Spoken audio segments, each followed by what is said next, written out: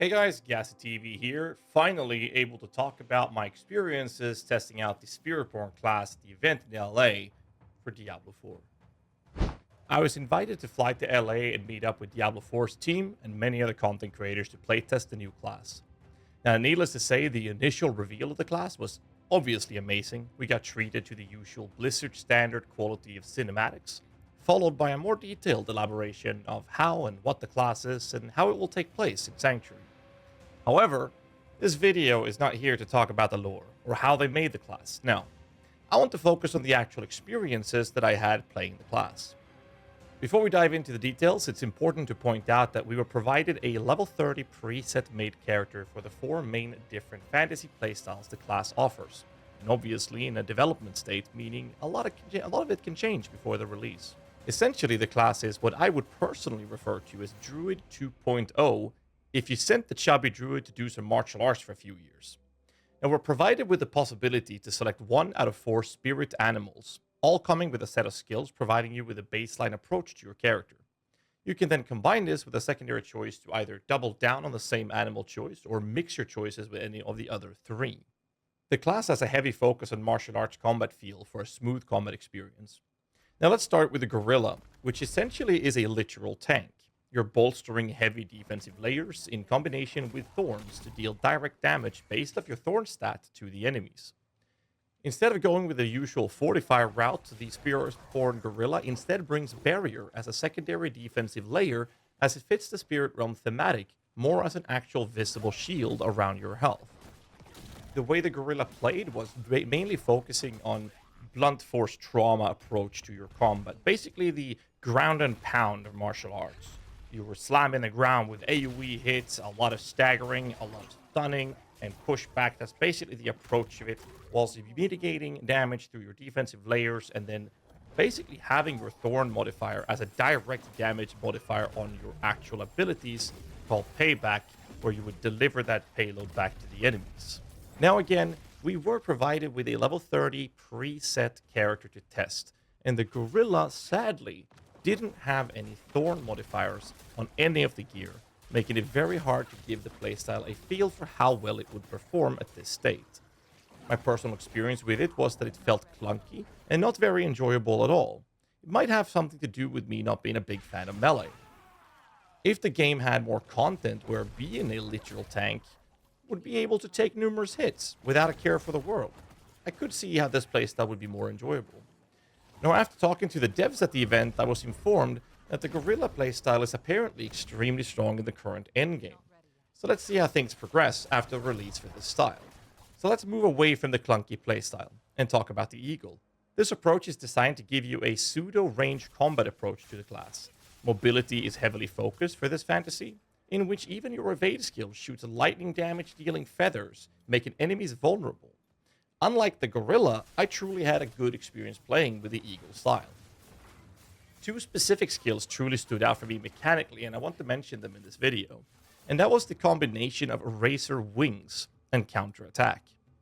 The Counterattack skill had a passive dodge chance for you and automatic retaliation that you were hitting enemies when you dodged a direct attack. Upon activating the skill, you would gain 100% chance to dodge all direct attacks for 2 seconds. Whilst the Razor Wing shoots out a big projectile that would literally bounce back to you as if it was a boomerang. And if you have Counterattack active when it's about to return back to the player, it would actually bounce back out for another spin, which could repeat consistently as long as Counterattack was active when it was about to hit you. This is just one specific combination of skills that this class offers to engage with that I found very enjoyable, as it added a clearly visible layer to your toolkit of damage output. Now, the thematic approach of the Eagle was significantly more pleasing to the eye for me personally over the Gorilla, but more importantly, it felt great to engage in fights playing with it. The Gorilla had other mechanics, like I mentioned earlier, with sources of you taking damage and then having a chance to deliver that back with triggering abilities with Thorn-specific modded abilities. They sound cool, they felt cool.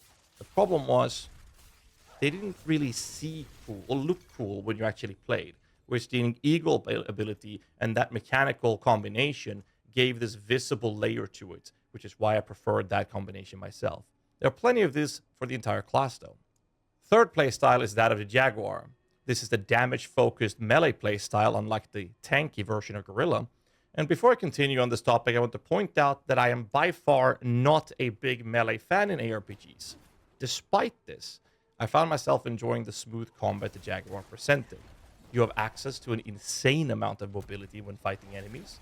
Tools such as the Vortex skill allowing you to group enemies together to dish out heavy AoE damage. And the preset character even had a legendary aspect, making the Eagle's mobility skill, Soar, trigger the Vortex skill on destination without putting the Vortex skill on cooldown. Small things like this gave the sense of control over the battlefield, making it a very enjoyable gameplay experience even for me. Other mobility skills such as the Rushing Claw allowed you to engage in combat directly by targeting an enemy. So basically the Jaguar had this smooth approach with a very high mobility playstyle and obviously mechanics that work together, such as the Soar, which was the Eagle mobility, letting you essentially jump forward like a leap slam effect, and then landing and triggering this vortex to grab enemies together, and using your core skills with AoE damage output, and then you can move on to the next pack with your Rushing Claw. It just felt really good moving from pack to pack. Another detail to point out is that all of the basic skills has a short dash distance to close the gap to enemies to further emphasize on the vast mobility provided to the entire class. Now, speaking of mobility and enjoyable gameplay, the ultimate for this class is absolutely insane, both visually and performance-wise. Now, the Jaguar ultimate is a literal, again, leap slam-alike effect, bringing out the Jaguar on fire, dealing area damage, and you can recast it again shortly after its secondary leap to move then around the battlefield more effectively. So again, the Jaguar preset allowed me to cast Soar, to dive into a pack of enemies, group them up together, do my AoE damage, then use a Rushing Claw to move to the next pack of enemies, which had 4 charges, by the way. And if there was another pack of enemies, I could use my ultimate skill to leap over to that distance, starting that fight with AoE damage, and then again leap to another pack of enemies. As you might hear and understand by now, the smoothness of the access, the sheer access to mobility skills, and how this felt to play was fantastic. And that's coming from someone who usually stays away from melee combat-oriented builds. The last animal choice is my personal favorite, though, hitting just the right spot fantasy-wise for me personally. It's the Centipede. This playstyle is focusing on heavy poison damage, whilst also leeching health back to you at the same time. Now, the Centipede ultimate skill is without a doubt the coolest ability this class brings to the table, if not the coolest ability in the entire Diablo IV game right now. It summons a monstrous large centipede that emerges from the ground and spews poison damage around itself and then starts shooting beams at nearby enemies. It's also important to point out here that if I ran too far away from the centipede before its duration had expired, it actually re-emerged next to me for the next pack of enemies. A big problem damage over time focused builds usually have is that when you first engage with a pack of enemies, you have to start building up your damage output before it becomes significant to feel good. Now, the Centipede had a variety of options allowing you to bring damage from one pack when they've died to another. So when you engage with a new pack of enemies, you don't start at that rock bottom 0 to build up your damage output.